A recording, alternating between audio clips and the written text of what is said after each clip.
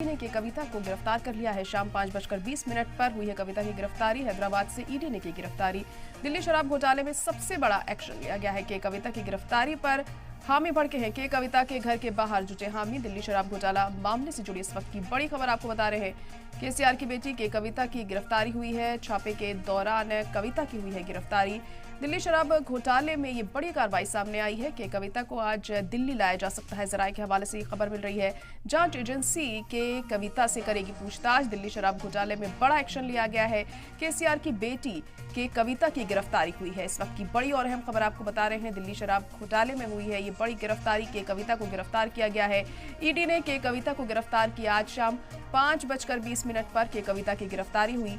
हैदराबाद से ईडी ने ये गिरफ्तारी की है। दिल्ली शराब घोटाले में सबसे बड़ा एक्शन लिया गया है और के कविता को किया गया है गिरफ्तार। और उनकी गिरफ्तारी पर जो उनके हामी हैं वो काफी भड़के हुए हैं। नाराजगी उनमें देखने को मिल रही है।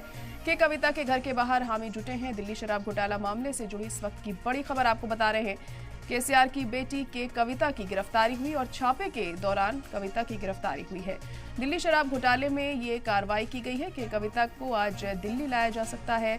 ऐसी खबर मिल रही है जराये के हवाले से। और जांच एजेंसी के कविता से पूछताछ करेगी। दिल्ली शराब घोटाले में बड़ा एक्शन लिया गया है। केसीआर की बेटी के कविता की ये गिरफ्तारी हुई है।